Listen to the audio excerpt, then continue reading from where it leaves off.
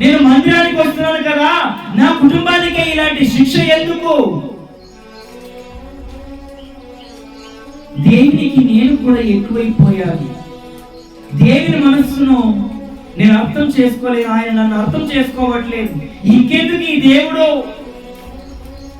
ఈ దేవుడే నిజంగా ఉన్నట్లయితే, మునుపు నాకు మేలు చేసిన దేవుడు ఇప్పటికి నిజంగా ఉన్నట్లయితే, ఏది ఇప్పుడు నా విషయంలో బాగు చేయమని, ఏది ఇంకా ఈ వయసు వచ్చినా కూడా నాలో ఎందుకు మార్పు రావట్లేదు? నా బ్రతుకు అసలు ఒక అర్థం లేకుండా నేను ఎందుకు ఈ వ్యర్థంగా జీవిస్తున్నాను? నిజంగా ఈ దేవుడు కనుక ఉన్నట్లయితే నా బ్రతుకు ఎందుకు మార్చట్లేదు అని నువ్వు వేసుకునే ప్రతి ప్రశ్నకు దేవుడు ఖచ్చితంగా సమాధానం ఇస్తాడు. అందుకే ఈ రోజు దేవుడిని సరి చేయాలని నీతో మాట్లాడుతున్నాడు. ఈ దేవుడిని సరిచేసి ప్రజల ఎదుట జ్యోతిగా నిలబెట్టును గాక.